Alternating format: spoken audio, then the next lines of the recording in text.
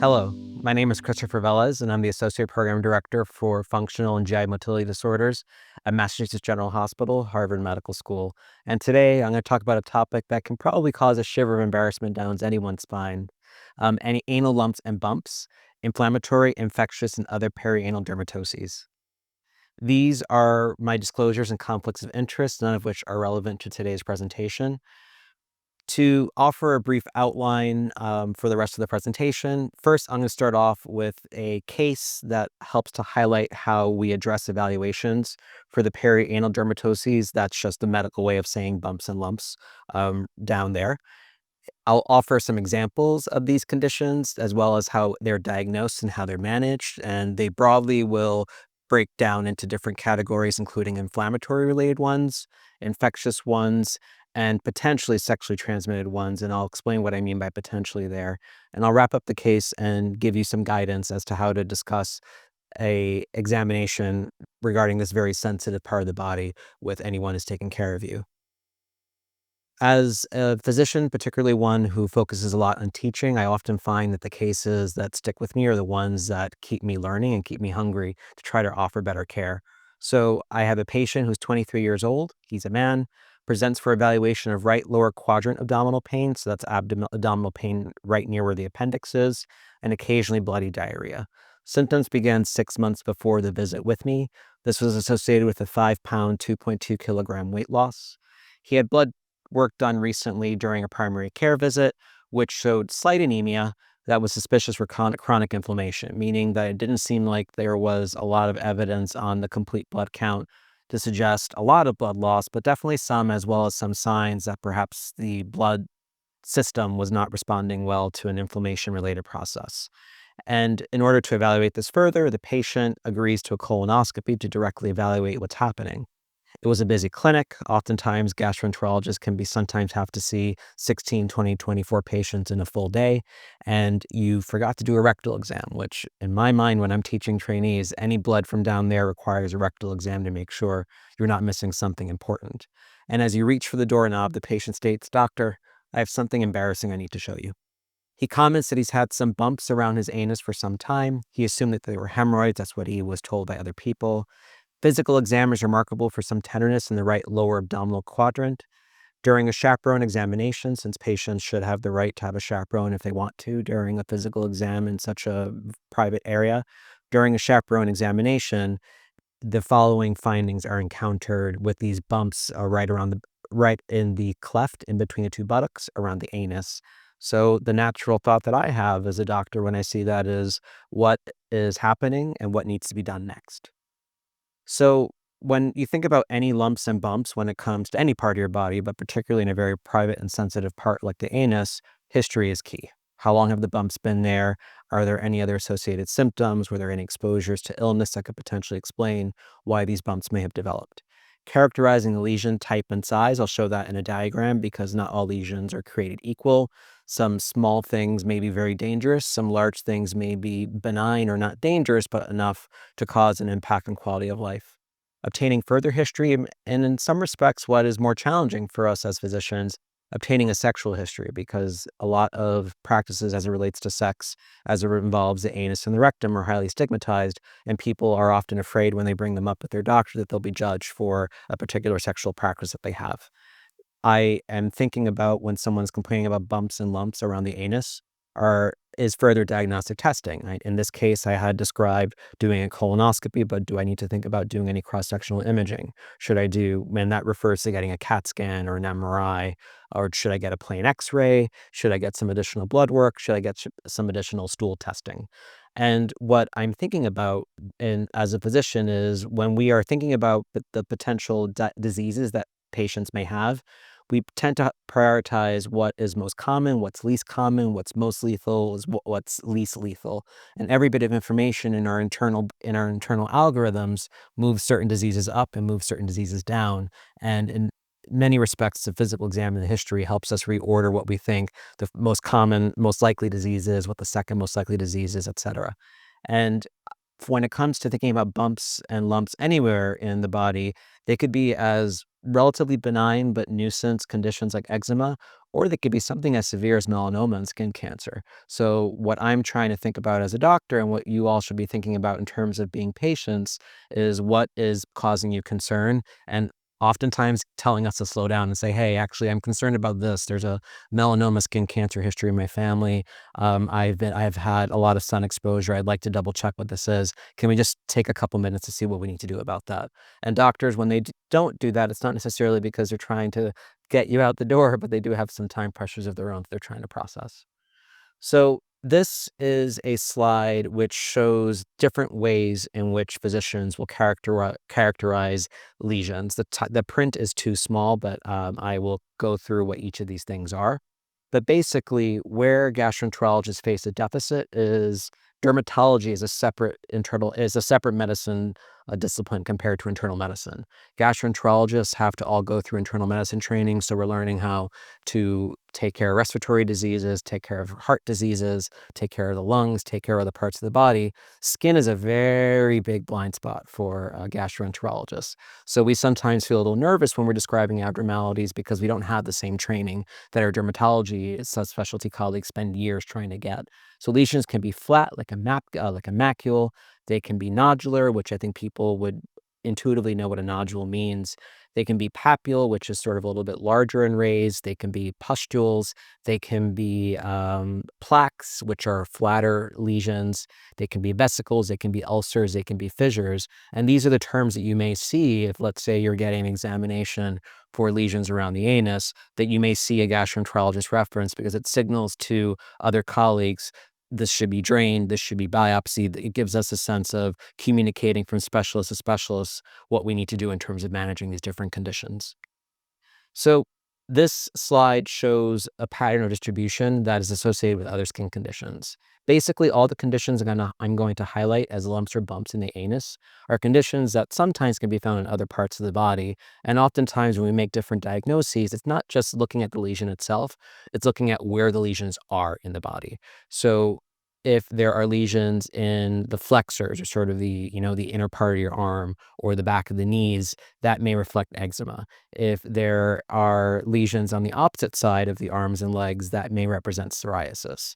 Other lesions, if they're present more in the scalp, may represent seborrheic dermatitis, and other lesions may reflect some type of photosensitivity or sun damage related to the sun. So why this is important.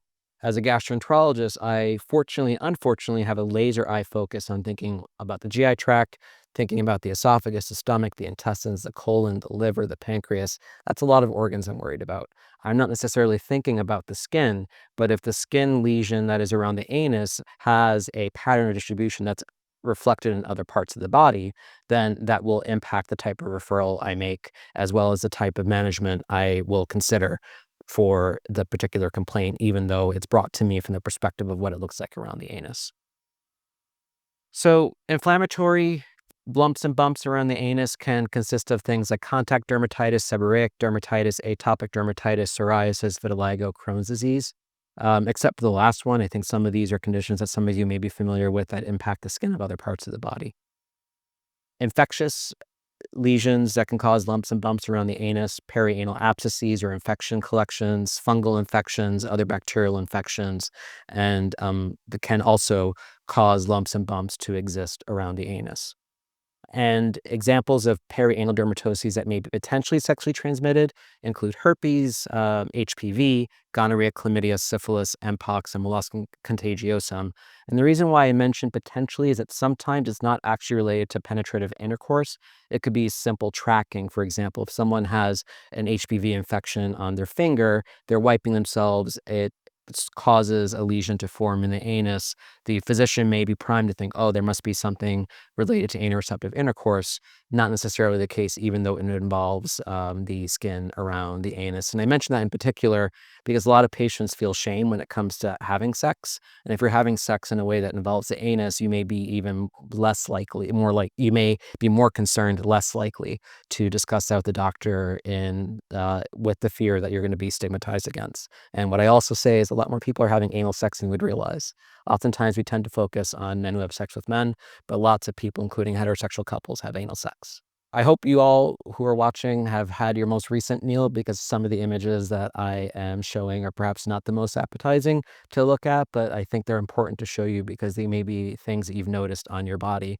What I would recognize as well is there's an increasing recognition from the diversity perspective in medical care that things may look one way on one skin tone and not on other skin tones. So sometimes if things don't look like the way that they look, and I'll be honest, a lot of the times the images that exist in the literature are usually drawn from people of European ancestry. It may be that it doesn't look this way just because you have darker skin or a different type of skin type. So when it comes to thinking about contact dermatitis, usually the symptoms are red, itchy rash caused by contact with an allergen or irritant, usually physical exam and review of recent exposures, new detergent, new clothing, new garments, new exercise routine. And then you're trying to avoid the irritant, use moisturizers and steroid creams to help get rid of the worst parts of the inflammation. Seborrheic dermatitis is a rarer reason for you to have a lump and bump around the anus, and usually would be paired with something you have more in the sun-exposed portions of the skin. Scaly patches, red skin, dandruff-like flakes. Physical exam is the way that you make the diagnosis, but sometimes you need a skin biopsy, and sometimes you need medicated shampoos and antifungal creams in order to try to see if you can get rid of any potential source of the that is driving the development of the lesion. Continuing for other types of inflammatory lumps and bumps, eczema is itchy, dry, red patches on the skin. Physical exam and medical history are the main ways that we diagnose it, although sometimes we'll need to have a biopsy in order to double check that that's the correct diagnosis. And you're thinking about moisturizer, steroid creams, and avoiding triggers, stress, or things like that that may cause an eczema flare to occur. Psoriasis, it's thick red patches with silvery scales that will be present in other parts of the body. Physical exam and skin biopsy are the main ways in which one would consider uh, trying to find a way to diagnose this condition. And sort of similar as to the other inflammation-related anal lumps and bumps, it's steroid creams, maybe some light therapy, maybe some immune suppressing drugs to get that degree of inflammation under control, particularly if it's bothersome.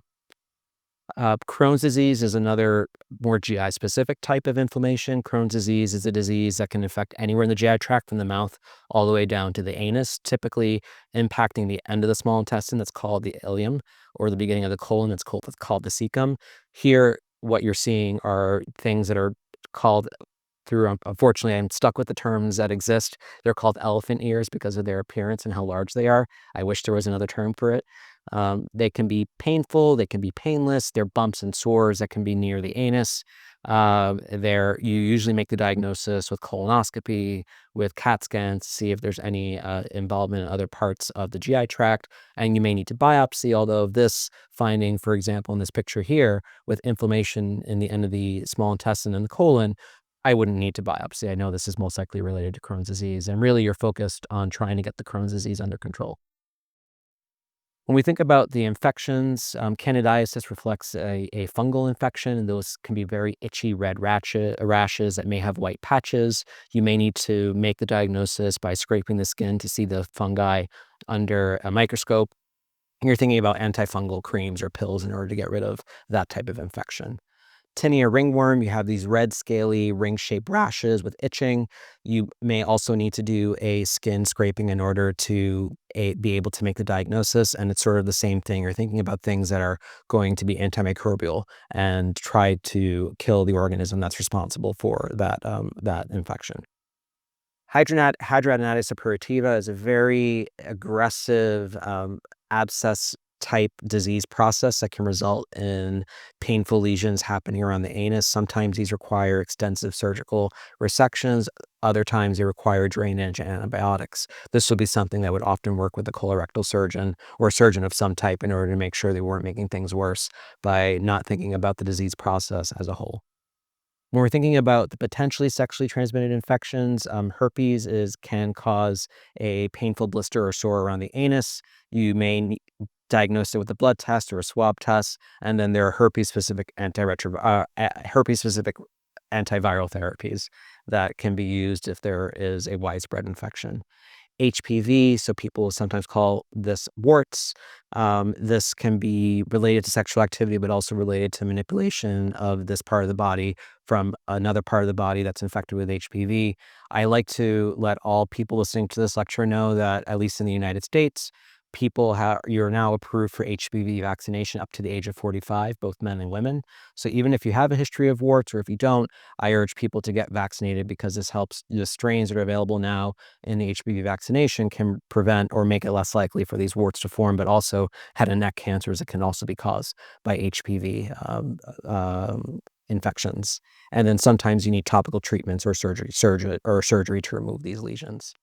Gonorrhea, chlamydia generally will be only possible through penetration of the anal rectum, either with an unclean toy or anal receptive intercourse. And usually what will happen is, actually, there's no symptom. So people who are having sex in any part of the body, that part of the body may needs to be swabbed. So oftentimes when men undergo STI or STD, sexually transmitted disease screening, they only focus on infections in the urethra. But then if one is engaging in a receptive intercourse or oral sex, you can have gonorrhea, chlamydia infections there. And what you may have is some discharge or mild anal pain.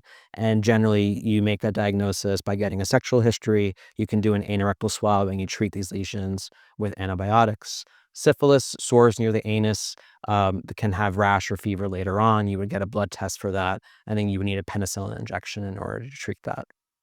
Mpox is a newer virus that was causing a spate of infections, which could be present around the anal rectum. A couple years ago, there's been widespread vaccination push, and sometimes you take antiviral therapies as well to remove that lesion. And then molluscum contagiosum is caused by a virus. It can result in these bumps that are present. Generally, they go away on their own, or you freeze and scrape it off.